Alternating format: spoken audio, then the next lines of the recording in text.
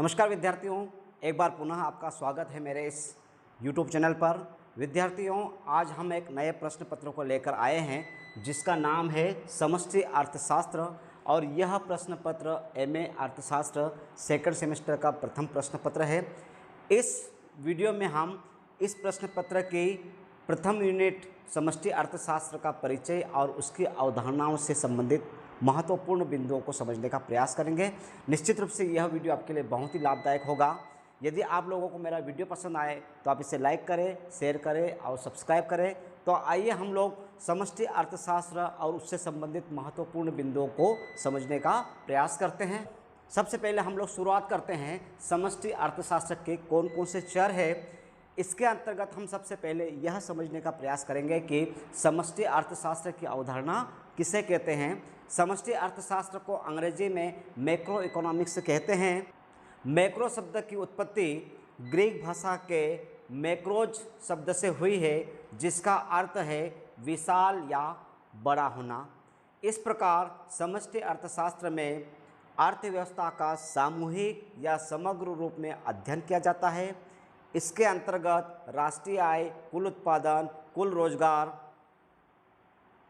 कुल बचत, कुल विनियोग, कुल आयात, कुल निर्यात, सामान्य कीमत स्तर, मुद्रास्फीति, अपस्फीति का अध्ययन किया जाता है। इसी कारण से इसे समग्र या यौगिक अर्थशास्त्र भी कहते हैं। साधारण अर्थों में यदि हम समष्टि अर्थशास्त्र को समझें तो यह स्पष्ट होता है कि समष्टि अर्थशास्त्र में अर्थव्यवस्था का संपूर्ण विश्लेषण या अध्ययन किया जाता है। समष्टि अर्थशास्त्र के एक महत्वपूर्ण चर उपभोग व्यय की हम बात करते हैं। अर्थशास्त्र में उपभोग व्यय से तात्पर्य उन खर्चों से है जो व्यक्ति, परिवार या सरकार द्वारा अंतिम वस्तुओं और सेवाओं को खरीदने के लिए किया जाता है। यह वर्तमान आवश्यकताओं को पूरा करने के लिए खर्च की गई राशि है, न कि भविष्य में आय अर्जित करने के लिए किया गया खर्च, जिसे हम निवेश कहते हैं। तो साधारण भाषा में उपभोग का अर्थ हम वर्तमान आवश्यकताओं पर जो खर्च करते हैं उसे हम उपभोग कहते हैं।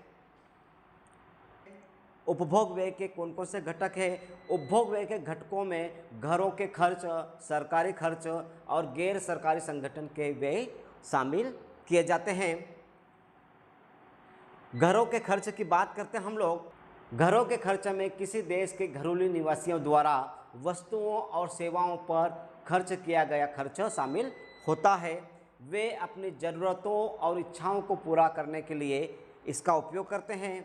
यहाँ वस्तुओं और सेवाओं में टिकाऊ, गैर टिकाऊ वस्तुओं और सेवाओं की सभी निजी चीज़ें शामिल होती है।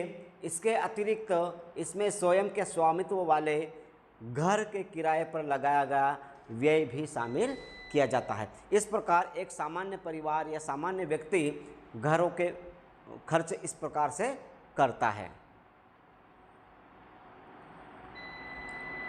दूसरे शब्दों में यह खर्च आमतौर पर एक अर्थव्यवस्था में परिवारों द्वारा खपत पर खर्च को संदर्भित करता है। घरों के खर्च के घटक में हम समझे दैनिक ज़रूरतों के लिए आवश्यक वस्तुओं और सेवाओं की खरीद, यानी कपड़े, भोजन और व्यक्तिगत सेवाओं पर खर्च करना होता है। सरकार द्वारा प्रदान की जाने वाली वस्तुओं और सेवाओं के लिए आंशिक भुगतान, यानी सार्वजनिक संग्रहालयों के लिए खर्च किया जाता है। म्यूजियम हुआ, प्राणी संग्रहालय हुआ, इन सब चीज़ों पर जो खर्च करते वो भी इसी में शामिल होता है। नंबर 3, परमिट के लिए सरकार को भुगतान, यानी लाइसेंस या पासपोर्ट के लिए जो शुल्क दिया जाता है वो भी हम घरों के खर्च में शामिल करते हैं।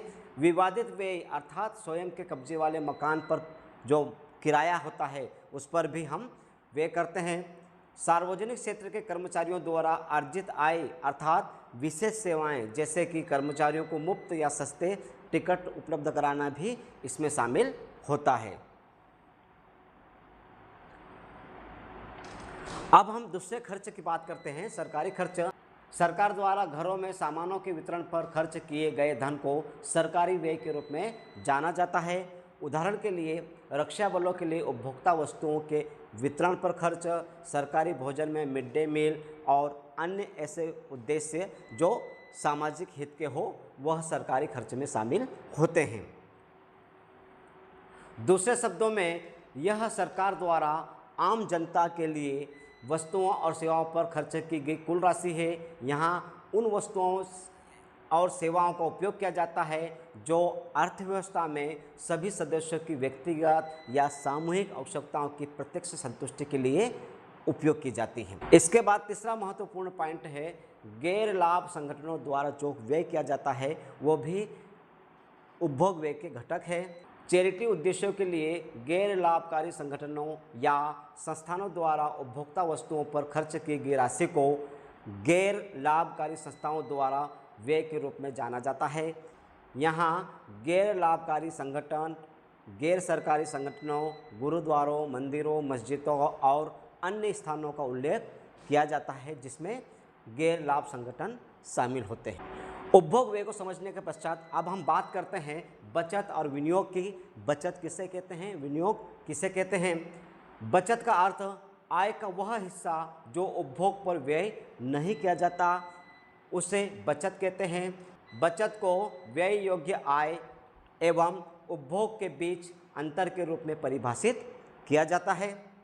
यदि आपकी आय 100 रुपये है और उसमें से आप 75 रुपये खर्च करते हैं अर्थात उपभोग व्यय है, और 25 रुपये जो बचाते हैं उसे हम बचत कहते हैं। अर्थशास्त्र में आय उपभोग के सामान्य समीकरण के अनुसार y = C+S, जहाँ पर y को हमने कुल आय माना है और C उपभोग व्यय जो अभी हमने समझा, और S मतलब जिसे हम समझ रहे हैं बचत। तो कुल आय को 2 भागों में बांटा गया है, एक तो उपभोग करता है व्यक्ति उपभोक्ता और दूसरा बचत करता है। इस प्रकार बचत का स्तर आय के स्तर पर निर्भर करता है। उदाहरण के लिए एक व्यक्ति की आय 4000 रुपये है, अगर वह 3000 रुपये उपभोग पर व्यय करता है तो उसकी बचत 1000 रुपये होगी। इस प्रकार हमने बचत को आसानी से समझ लिया है। हम बचत किस प्रकार से करें, बचत के निर्धारित तत्वों को समझने का प्रयास करते हैं। आय और बचत का अनुपात आय में वृद्धि के साथ संबंध बनाए रखता है। लोग आमतौर पर अपनी पूरी आय के बावजूद उसका एक बड़ा हिस्सा बचाने की कोशिश करते हैं। आय वितरण की असमानता से बचत पर काफ़ी प्रभाव पड़ता है। लोग अपने उच्च जीवन स्तर को प्रदर्शित करने के लिए महंगी वस्तुएं खरीदते हैं जिससे उनकी बचत कम हो जाती है।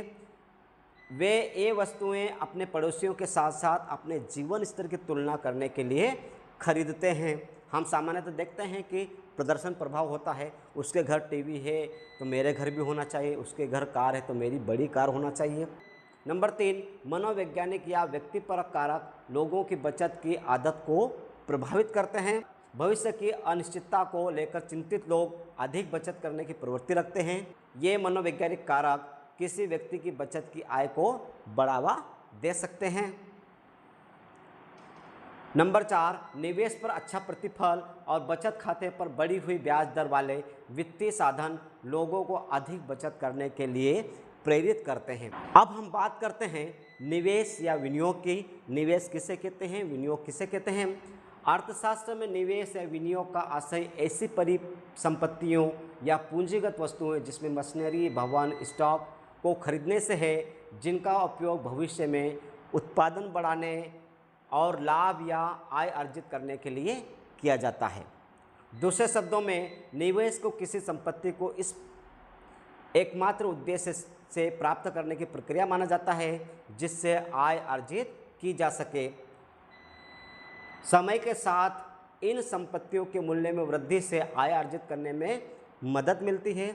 जब कोई व्यक्ति किसी वस्तुओं में अपना पैसा निवेश करता है तो उसका उद्देश्य उसका उपभोग करना नहीं होता बल्कि भविष्य में उसे धन अर्जित करना होता है। उपभोक्ता अपने आय को 2 भागों में बांटता है। सामान्यतः वो उपभोग पर व्यय करता है, उसके बाद जो बचता है उसे बचत कहते हैं। उत्पादक के रूप में व्यक्ति अपनी आय को 2 भागों में बांटता है। वह उपभोग के अलावा अपनी बची हुई आय को बचत न करते हुए निवेश करता है जिससे भविष्य में उसे और आमदनी प्राप्त हो सके, जैसे कंप्यूटर सेंटर खोलना, ब्यूटी पार्लर खोलना, कारखाना खोलना, कंपनी करना, शेयर मार्केट में इन्वेस्टमेंट करना। इसे हम इन्वेस्टमेंट कहते हैं, निवेश कहते हैं, विनियोग कहते हैं। अब हम बात करते हैं कि विनियोग कितने प्रकार के होते हैं। तो सामान्यतः विनियोग दो प्रकार के होते हैं। नंबर 1 प्रेरित विनियोग, नंबर 2 स्वायत्त विनियोग। प्रेरित विनियोग या निवेश लाभ या आय प्राप्त करने के लिए किया जाता है।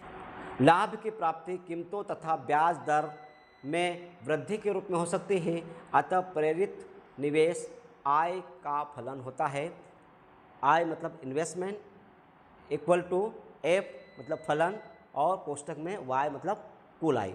इस प्रकार जो इन्वेस्टमेंट है वो किस पर निर्भर करता है, हमारी कुल आय पर।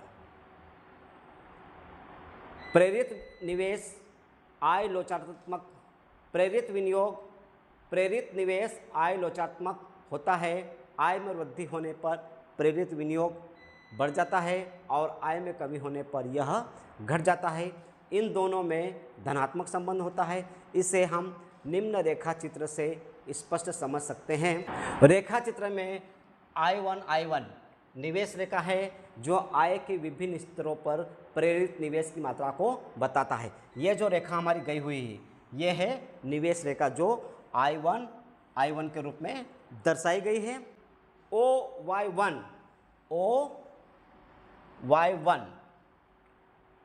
आय स्तर पर प्रेरित निवेश शून्य होता है। यहाँ पर जो है प्रेरित विनियोग वो शून्य है। जब आय स्तर बढ़कर OY2 आय का स्तर यहाँ से बढ़कर यहाँ पहुँचता है तो प्रेरित निवेश भी बढ़कर I2Y2 हो जाता है। I2Y2 यहाँ पर हो गया। और जब आय स्तर बढ़कर OY3 हो जाता है तो निवेश भी बढ़कर I3Y3 हो जाता है।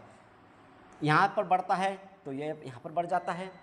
इस प्रकार आय स्तर एवं प्रेरित निवेश में धनात्मक संबंध होता है और प्रेरित निवेश रेखा नीचे से ऊपर की ओर बढ़ती है। जैसे जैसे आय का स्तर बढ़ता है वैसे वैसे निवेश भी बढ़ता है। इसे हमने यहाँ पर समझा है। इसके बाद विनियोग या निवेश के हम दूसरे भाग की बात करते हैं, स्वायत्त विनियोग। स्वायत्त निवेश आय स्तर से स्वतंत्र होता है, अर्थात इसका आय से कोई संबंध नहीं होता। आय बढ़ने या घटने पर इसमें प्रभाव नहीं होता।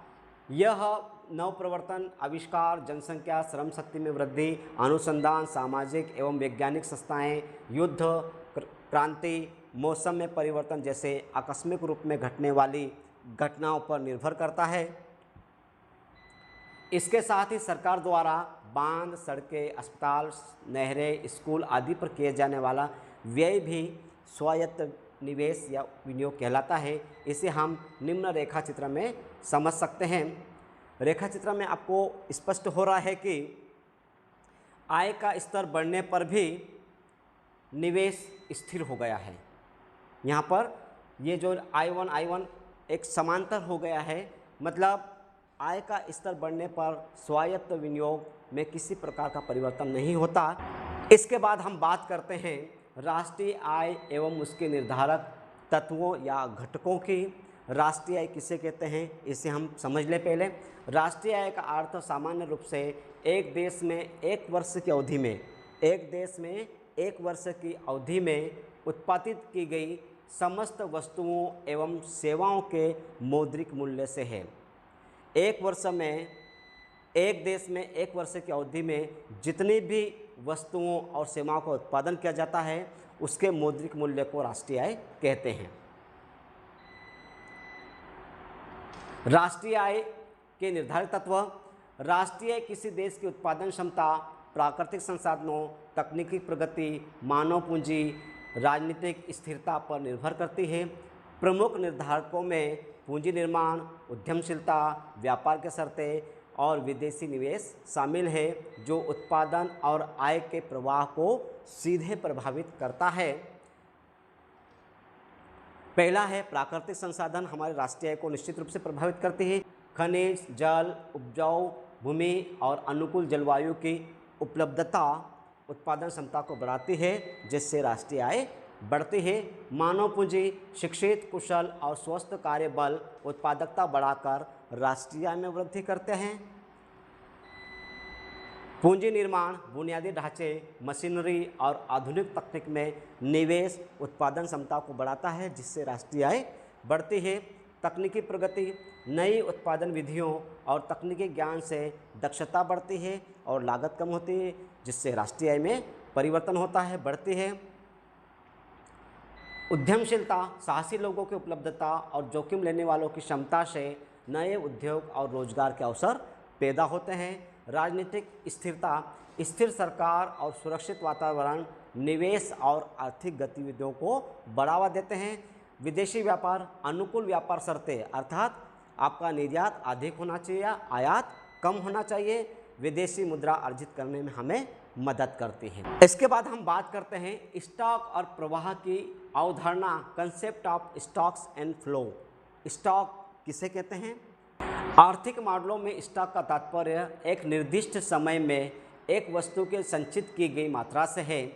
एक निश्चित समय में वस्तु की इकट्ठी की गई या संचित की गई मात्रा से है, अर्थात स्टॉक का संबंध एक निर्दिष्ट समय बिंदु से है। उदाहरण के लिए 31 मार्च 2025 में भारत की राष्ट्रीय आय 30.5 लाख करोड़ रुपए थी। यह स्टॉक को स्पष्ट करता है। अब बात करते हैं प्रवाह की।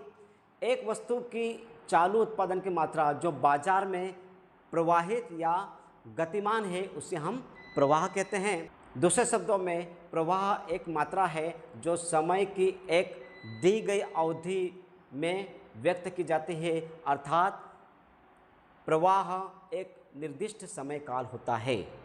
स्टॉक और प्रवाह में किस प्रकार का अंतर होता है, थोड़ा सा हम समझ लें। परिभाषा के रूप में स्टॉक को एक ऐसे चर के रूप में परिभाषित किया जाता है जिसे किसी विशेष समय पर मापा जाता है। इसी प्रकार प्रवाह को एक ऐसे चर के रूप में परिभाषित किया जाता है जिसे समय की अवधि में मापा जाता है। समय आयाम, स्टॉक के साथ समय का कोई आयाम जुड़ा नहीं होता है। प्रवाह में समय का आयाम भी शामिल होता है। इनकी प्रकृति देखें, स्टॉक की प्रकृति स्थिर होती है, प्रवाह की प्रकृति गतिशील होती है। इसके प्रभाव देखें, स्टॉक प्रवाह को प्रभावित करता है, इसलिए पूंजी की अधिक मात्रा से सेवाओं का प्रभाव भी अधिक होता है। मुद्रा प्रवाह स्टॉक को प्रभावित करता है, जैसे किसी अर्थव्यवस्था में मुद्रा आपूर्ति के प्रवाह में वृद्धि से मुद्रा की मात्रा में वृद्धि होती है। स्टॉक के उदाहरण बैंक, जमा पूंजी, संपत्ति, जनसंख्या और प्रवाह के पूंजी निर्माण, आय, पूंजी पर ब्याज, मूल्यह्रास इत्यादि। अब हम बात करते हैं द्विक्षेत्रीय मॉडल, त्रिक्षेत्रीय मॉडल और खुली अर्थव्यवस्था में आय का चक्रीय प्रवाह किस प्रकार से काम करता है। आय का चक्रीय प्रवाह एक आर्थिक मॉडल है जो यह दर्शाता है कि अर्थव्यवस्था के विभिन्न क्षेत्रों के बीच धन, वस्तुओं और सेवाओं का आदान प्रदान किस प्रकार से होता है। सबसे पहले हम बात करते हैं द्विक्षेत्रीय अर्थव्यवस्था में आय का चक्रीय प्रवाह किस प्रकार से होता है। द्विक्षेत्रीय अर्थव्यवस्था में घरेलू एवं व्यवसायिक क्षेत्र होता है। एक घरेलू क्षेत्र होता है और एक व्यवसायिक क्षेत्र होता है, जो कि वस्तुतः एक बंद निजी अर्थव्यवस्था मानी जाती है, जिसमें न तो सरकारी क्षेत्र का हस्तक्षेप होता है और न ही विदेशी क्षेत्र शामिल होता है। घरेलू क्षेत्र के उत्पादन के सभी साधनों, जिसमें भूमि, श्रम और पूंजी और उद्यमिता का स्वामित्व होता है, जिससे वह व्यवसाय क्षेत्र को बेचता है। घरेलू क्षेत्र के जो लोग हैं अपने संसाधनों को, भूमि, श्रम, पूंजी और उद्यम को किनको बेच देता है? व्यवसाय क्षेत्र को बेच देता है, जिनके बदले लगान, मजदूरी, ब्याज और लाभ के रूप में वह आय प्राप्त करते हैं। जबकि व्यवसाय क्षेत्र उत्पादक वर्ग होता है जो घरेलू क्षेत्र के साधनों, भूमि, श्रम, पूंजी और उद्यम का उपयोग करके वस्तुओं एवं सेवाओं का उत्पादन करता है और फिर उसी उत्पादन को घरेलू क्षेत्रों को बेचता है, जिससे वह आय प्राप्त करता है। इस प्रकार आपस में एक दूसरे से जुड़े हुए हैं। इसे हमने यहाँ पर रेखा चित्र से दर्शाया है, थोड़ा समझ लीजिएगा। ये घरेलू क्षेत्र है जो संसाधनों का मालिक होता है, भूमि, श्रम, पूंजी और उद्यम। यह अपनी भूमि, श्रम किसको दे देता है? व्यवसाय क्षेत्र को देता है। व्यवसाय क्षेत्र उसके बदले क्या देता है? मजदूरी, ब्याज और लगान उनको देता है और इन संसाधनों का उपयोग करके वह वस्तुओं और सेवाओं का उत्पादन करता है और उन्हीं वस्तुओं और सेवाओं को किनको बेचता है? घरेलू क्षेत्र को बेचता है, जिससे उनके जो आय है वो वापस उसके पास आ जाती है। इस प्रकार एक चक्र काम करता रहता है, आदान प्रदान चलता रहता है। दूसरा हमारा भाग है त्रिक्षेत्रीय अर्थव्यवस्था में आय का चक्रीय प्रवाह, घरेलू क्षेत्र, व्यवसाय क्षेत्र और अब सरकार को हमने शामिल कर लिया है, इसलिए यह त्रिक्षेत्रीय मॉडल बन गया है। सरकार की भूमिका, सरकार घरेलू क्षेत्र और व्यवसाय क्षेत्र से टैक्स वसूल करती है और धन प्राप्त करती है, जो अर्थव्यवस्था से एक प्रकार की निकासी हो जाती है। जितना आपने टैक्स दिया हुआ अर्थव्यवस्था से बाहर हो गया, आप उसको व्यय नहीं कर सकते। सरकारी व्यय, सरकार इस धन को, कौन से धन को, जो आपसे टैक्स के रूप में लिया है, लोक कल्याण, सब्सिडी, पेंशन और फर्मों से सामान खरीदने पर खर्च करती है, जिससे अर्थव्यवस्था में फिर से पैसा आ जाता है, बाजार में उसकी एंट्री हो जाती है। यह त्रिक्षेत्रीय मॉडल को दर्शा रहा है। घरेलू क्षेत्र अपनी बचत को यहाँ पर रखता है बैंकों में और अन्य वित्तीय संस्थाओं में, वित्तीय संस्थान व्यवसायिक क्षेत्र को दे देते हैं, व्यवसायिक क्षेत्र उसका उत्पादन करके वस्तुओं का उत्पादन करते हैं, फिर वो घरेलू क्षेत्र को बेचते हैं, फिर घरेलू क्षेत्र अपने साधनों को इनको देता है। इस प्रकार से ये चक्र चलता रहता है। सरकारी क्षेत्र जो है प्रत्यक्ष और अप्रत्यक्ष टैक्स के रूप में हमसे वसूली करता है और घरेलू क्षेत्र से प्रत्यक्ष टैक्स वसूल करता है। इस प्रकार यह थोड़ा सा अच्छे से समझ लीजिएगा।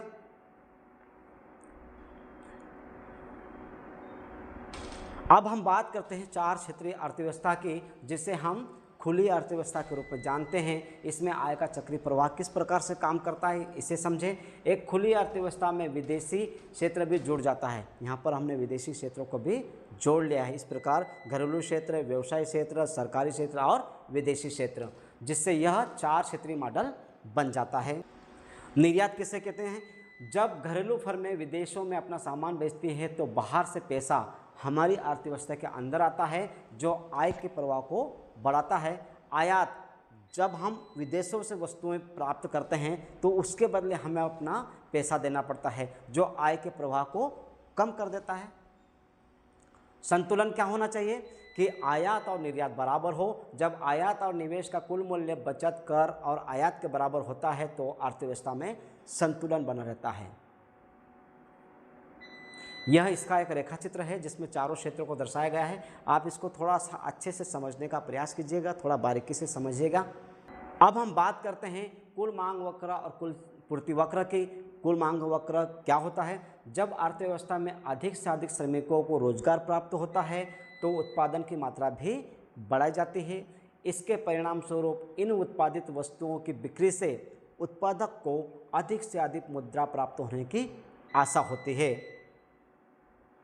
प्रोफेसर डुडले डिलार्ड के अनुसार कुल मांग कीमत किसी दिए हुए रोजगार की मात्रा के उत्पादन के लिए मुद्रा की वह कुल मात्रा होती है जिनकी उत्पादित की गई वस्तुओं की बिक्री से प्राप्त होने की आशा की जाती है, जबकि श्रमिकों की उस मात्रा को उन वस्तुओं के उत्पादन के लिए प्रयोग किया जाता है। इस प्रकार रोजगार की मात्रा और कुल मांग कीमत में सीधा संबंध होता है, जिसे निम्न तालिका से स्पष्ट किया गया है। ये कुल मांग अनुसूची है। यहाँ पर हम रोजगार के स्तर को दर्शा रहे हैं, यहाँ पर प्रत्याशित बिक्री आय को दर्शा रहे हैं, यहाँ पर अतिरिक्त प्रत्याशित बिक्री आय को स्पष्ट कर रहे हैं। जब अर्थव्यवस्था में 1 करोड़ व्यक्तियों को रोजगार दिया जाता है, 1 करोड़ व्यक्तियों को रोजगार दिया जाता है तो उनके द्वारा उत्पादित वस्तुओं की बिक्री से अर्थव्यवस्था में उत्पादकों को कितनी आय प्राप्त होने की आशा होती है? 44 करोड़। इसी प्रकार से जब अर्थव्यवस्था में 4 करोड़ लोगों को रोजगार दिया जाता है तो उत्पादक यह संभावना व्यक्त करते हैं कि उन रोजगार प्राप्त व्यक्तियों द्वारा उत्पादित की गई वस्तुओं की बिक्री से संपूर्ण अर्थव्यवस्था में 152 करोड़ रुपए की आय प्राप्त होगी। इस प्रकार अर्थव्यवस्था में अधिक लोगों को रोजगार देने से उत्पादित वस्तुओं की बिक्री से उत्पादकों को अधिक आय की आशा होती है। इसके विपरीत कम लोगों को रोजगार देने से कम उत्पादित वस्तुओं की बिक्री से उत्पादकों को कम आय प्राप्त होने की संभावना होती है। इसी कारण से कुल मांग वक्र का ढाल नीचे से ऊपर की ओर चढ़ता हुआ होता है, जिसे निम्न प्रकार से दर्शाया गया है। यह कुल मांग वक्र को दर्शा रहा है। रेखा चित्र में OX अक्ष पर रोजगार का स्तर, यह हमारा रोजगार का स्तर है, और OY अक्ष पर उत्पादित वस्तुओं की बिक्री से अनुमानित या प्रत्याशित आय को दर्शाया गया है। यहाँ पर प्रत्याशित बिक्री या आय को दर्शाया है। ये जो हमारा वक्र है ये एडी है, मांग वक्र है, कुल मांग वक्र है, जो बाएं से दाएं ऊपर की ओर जाता है। जैसे जैसे रोजगार का स्तर बढ़ता है वैसे वैसे प्रत्याशित बिक्री आय भी बढ़ती हुई जाती है। एडी कुल मांग वक्र है जो नीचे से ऊपर की ओर चढ़ता दिखाई दे रहा है। इससे स्पष्ट है कि रोजगार का स्तर बढ़ने के साथ साथ कुल मांग वक्र अर्थात प्रत्याशित बिक्री आय बढ़ती है। रोजगार की मात्रा और कुल मांग कीमत में सीधा संबंध है। हम देख सकते हैं इसको कि रोजगार यहाँ से यहाँ तक हो जाता है 1 करोड़ से 4 करोड़ तक, तो कुल प्रत्याशित बिक्री भी 44 करोड़ से 152 करोड़ रुपये हो जाती है, अर्थात दोनों के बीच में सीधा संबंध है। इसके बाद हम बात करते हैं कुल पूर्ति वक्र की। अर्थव्यवस्था में एक निश्चित स्तर पर व्यक्तियों को रोजगार देने के लिए वस्तुओं की बिक्री से उत्पादकों को प्रेरणा देने के लिए एक न्यूनतम राशि अवश्य मिलनी चाहिए। रोजगार भिन्न भिन्न स्तरों पर एक उत्पादक निश्चित राशि प्राप्त करने की अपेक्षा करता है, वही कुल पूर्ति वक्र होती है, जिसे निम्न तालिका में दर्शाया गया है। एक उत्पादक द्वारा जब अर्थव्यवस्था में उत्पादन किया जाता है तो उस उत्पादन को बेचने पर उसे एक न्यूनतम राशि तो मिलनी चाहिए, अन्यथा वो उत्पादन बंद कर देगा या उत्पादन नहीं करेगा। कुल पूर्ति अनुसूची को ये रोजगार का स्तर है, कुल पूर्ति कीमत को दर्शाया है, अतिरिक्त न्यूनतम मुद्रा की राशि को दर्शाया गया है। उक्त तालिका से स्पष्ट है कि उत्पादक गण अर्थव्यवस्था में 1 करोड़ व्यक्तियों को रोजगार देने से उनके द्वारा उत्पादित वस्तुओं की बिक्री से न्यूनतम 40 करोड़ रुपए प्राप्त करना चाहता है। यह न्यूनतम राशि होने पर ही वे अधिक व्यक्तियों को रोजगार देंगे और उत्पादन को बढ़ाने के लिए प्रेरित होंगे। तालिका से यह भी स्पष्ट है कि जैसे जैसे अर्थव्यवस्था में रोजगार का स्तर बढ़ता है वैसे वैसे उत्पादक गण भी उनके द्वारा उत्पादित वस्तुओं की बिक्री से जो न्यूनतम आय प्राप्त करना चाहते हैं वह भी बढ़ती जाती है। अतः कुल पूर्ति कीमत की प्रवृत्ति भी बढ़ने की होती है, इसलिए पूर्ति वक्र भी बाएं से दाएं ऊपर की ओर बढ़ता दिखाई देता है। यहाँ पर हम पूर्ति वक्र को देख लें, यह हमारा पूर्ति वक्र है। जैसे जैसे रोजगार का स्तर बढ़ता है वैसे वैसे पूर्ति वक्र भी बढ़ता है। इसे समझें थोड़ा सा। रेखा चित्र में ओ एक्स अक्ष पर रोजगार का स्तर, यह रोजगार का स्तर है, और ओ वाई अक्ष पर लागत या प्रत्याशित आय जो न्यूनतम एक उत्पादक को मिलना चाहिए उसे दर्शाया गया है। ए एस रेखा कुल पूर्ति वक्र को दर्शाती है। ये जो रेखा है हमारी, ये ए एस रेखा है जो कुल पूर्ति को स्पष्ट करती है। यह वक्र E1 बिंदु तक नीचे से ऊपर की ओर जा रहा है, किंतु E1 बिंदु के बाद यह ओ वाई अक्ष के समानांतर हो जाता है। ये यहाँ से लेकर यहाँ तक तो ये नीचे से ऊपर की ओर जाता है बढ़ता हुआ, लेकिन E1 बिंदु के बाद यह ओ वाई अक्ष के समानांतर मतलब खड़ा हो जाता है। E1 बिंदु पूर्ण रोजगार का बिंदु है। जब तक अर्थव्यवस्था में पूर्ण रोजगार से कम की स्थिति होती है तब तक कुल पूर्ति कीमत तथा रोजगार की मात्रा एक ही अनुपात में बढ़ती है। ये वही वाला चित्र है। चित्र स्पष्ट है कि जब रोजगार 1 करोड़ होता है तो कुल पूर्ति कीमत 40 करोड़ रुपए है, और जब रोजगार बढ़कर 4 करोड़ हो जाता है तब कुल पूर्ति कीमत भी बढ़कर 160 करोड़ हो जाती है, यहाँ तक पहुँच जाती है। अर्थात दोनों में एक ही अनुपात में वृद्धि होती है। किंतु इस संबंध में ध्यान देने योग्य बात यह है कि पूर्ण रोजगार की स्थिति में पहुँचने पर रोजगार की मात्रा में कोई वृद्धि नहीं होती, किंतु कुल पूर्ति कीमत बढ़ जाती है और पूर्ण रोजगार के बिंदु के पश्चात कुल पूर्ति वक्र के समांतर हो जाता है, जिसे चित्र में स्पष्ट किया गया है। E1 बिंदु के बाद जो है हमारा एस वक्र ओ वाई अक्ष के समानांतर हो जाता है। आपको समझ में आ गया होगा। अब हम बात करते हैं राष्ट्रीय आय को मापने की विभिन्न विधियों की। सबसे पहले बात करते हैं उत्पादन विधि की, जिसे मूल्य वर्धित विधि भी कहा जाता है। इस विधि के अंतर्गत एक देश में एक वर्ष में उत्पादित वस्तुओं और सेवाओं के शुद्ध मूल्य में वृद्धि को ज्ञात किया जाता है और उनका योग करके राष्ट्रीय आय की गणना की जाती है। प्रोफेसर साइमन कुजनेट्स ने इस विधि को वस्तु सेवा विधि भी कहा है। इस विधि के अनुसार गणना की गई राष्ट्रीय आय एक देश के उत्पादन लागत पर निकाले गए शुद्ध राष्ट्रीय उत्पाद के मूल्य के बराबर होती है। यहाँ पर समझें, राष्ट्रीय आय बराबर साधन लागत पर विशुद्ध राष्ट्रीय उत्पादन के मूल्य, NI अर्थात national income equal to NNP FC, FC को मतलब साधन लागत, फैक्टर कॉस्ट, NNP मतलब नेट नेशनल प्रोडक्ट। इस विधि के अंतर्गत एक देश की राष्ट्रीय आय को ज्ञात करने के लिए एक वर्ष में एक देश की घरेलू सीमा के अंतर्गत उत्पादित अंतिम वस्तुओं एवं सेवाओं के बाजार मूल्य को शामिल किया जाता है। उदाहरण के लिए, एक देश में एक वर्ष में कपड़े की बिक्री से अंतिम मूल्य 1000 करोड़ रुपए, चीनी की बिक्री से 500 करोड़ रुपए और अन्य वस्तुओं की बिक्री से 200 करोड़ रुपए प्राप्त होते हैं।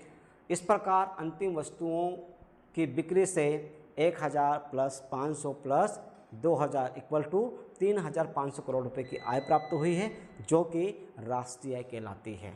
इसके बाद हम बात करते हैं राष्ट्रीय आय को मापने की दूसरी विधि की, आय विधि। एक देश में वस्तुओं एवं सेवाओं का उत्पादन में विभिन्न प्रकार के उत्पादन साधनों का उपयोग होता है, जिसमें भूमि, श्रम, पूंजी और साहस शामिल है, के सामूहिक प्रयत्नों का परिणाम होता है। उत्पादन के इन साधनों को उनके योगदान के बदले मजदूरी, ब्याज, लगान और लाभ के रूप में पारिश्रमिक मिलता है। जब साधन कार्य करते हैं तो उनके बदले उनको पारिश्रमिक मिलता है। अतः उत्पादन के विभिन्न साधनों को प्राप्त होने वाली आय साधनों की आय कहलाती है, जबकि उत्पादकों की दृष्टि से साधनों का भुगतान कहलाता है। अतः एक देश में राष्ट्रीय आय को एक वर्ष में उत्पादन के सभी साधनों को प्राप्त होने वाली आय के योग के रूप में अथवा उत्पादकों द्वारा इन साधनों को किए गए कुल भुगतानों के योग के रूप में ज्ञात किया जाता है। राष्ट्रीय आय को मापने की तीसरी विधि है व्यय विधि। इस विधि द्वारा राष्ट्रीय आय की गणना करने के लिए एक अर्थव्यवस्था के अंतिम उपभोग पर व्यय और विनियोग पर किए जाने वाले व्यय का योग करके ज्ञात किया जाता है। राष्ट्रीय आय बराबर अंतिम उपभोग पर व्यय प्लस विनियोग पर व्यय, अर्थात Y equal to C plus I, जहाँ पर Y बराबर कुल राष्ट्रीय आय, C बराबर अंतिम उपभोग पर व्यय और I बराबर विनियोग पर व्यय। इस प्रकार राष्ट्रीय आय को मापने की 3 महत्वपूर्ण विधियाँ होती हैं। इस वीडियो में हमने समष्टि अर्थशास्त्र के महत्वपूर्ण भाग को समझने का प्रयास किया है। धन्यवाद।